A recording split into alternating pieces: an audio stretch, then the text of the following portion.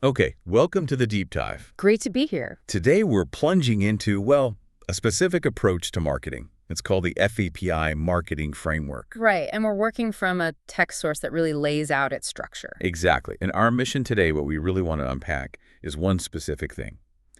How this framework is actually set up to, actively promote collaboration between different teams. Which is huge in marketing, isn't it? Everyone wants to break down those silos, marketing, sales, product, you name it. But having a real structure, something that actually makes collaboration happen, that's the tricky part.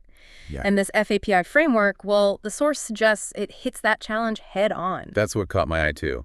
It doesn't just, hope for collaboration. No. It seems to build it right into its DNA, explicitly promoting cross-functional teamwork.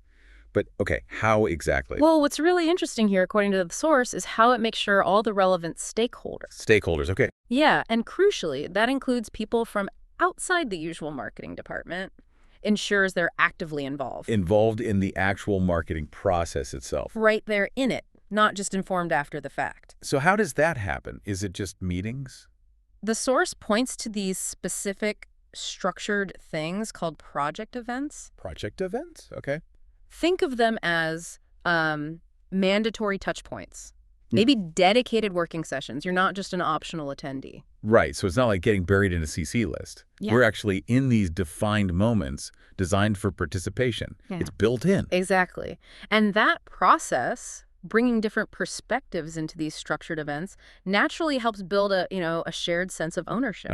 Ownership, that's key. Yeah. Everyone feels like they have a hand in shaping it.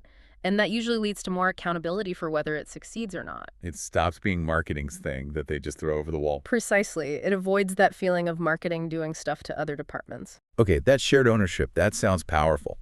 So if everyone's involved through these events, who's steering the ship? Who coordinates this collaboration according to the source? Good question. The framework defines specific roles for this. The source talks about the plan master. Plan master. Sounds important. Yeah, they play this central coordinating role.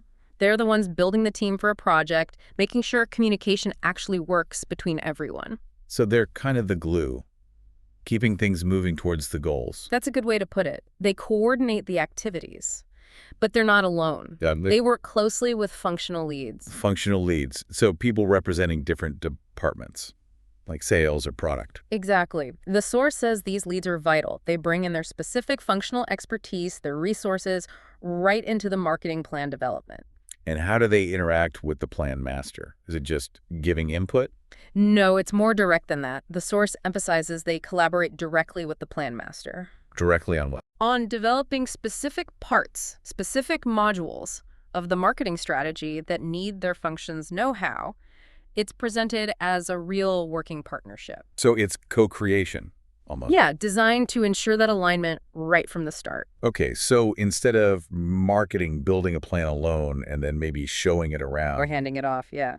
FAPI uses these roles and events to bake the cross-department communication and understanding into the process itself. And the big benefit, connecting it all up, is minimizing that potential for misalignment. Right, because everyone's involved during development. Exactly. When sales, product, marketing, whoever else is needed, are actually developing the strategy together through these mechanisms. You cut down the risk that marketing's efforts are, disconnected from the bigger business goals. Precisely. It helps ensure everything is pulling in the same direction, contributing cohesively. Okay, so the source really makes a case that this deliberate structure for collaboration in FAPI isn't just a nice to have. No, it's fundamental. It links directly to accountability and ultimately to a better chance of success. It seems designed to engineer collaboration. Rather than just hoping it happens organically. Right. So just to recap the key points from our source, FAPI boosts collaboration through 1. Explicit cross-functional teamwork. Using those mandatory project events. 2. Having specific roles like the plan master coordinating and functional leads collaborating directly. Bringing in their specific expertise. And 3, all of this driving communication and alignment across departments. Okay, that leads nicely into a final thought for you listening in. The source really emphasizes these defined roles and required events as the structure for collaboration. The mechanics of it, yeah. But here's the question. If that structure is so central, how much does the existing culture of a company really affect whether FAPI leads to genuine, effective teamwork. Or do those project events just become, procedural meetings people feel they have to go to without real engagement?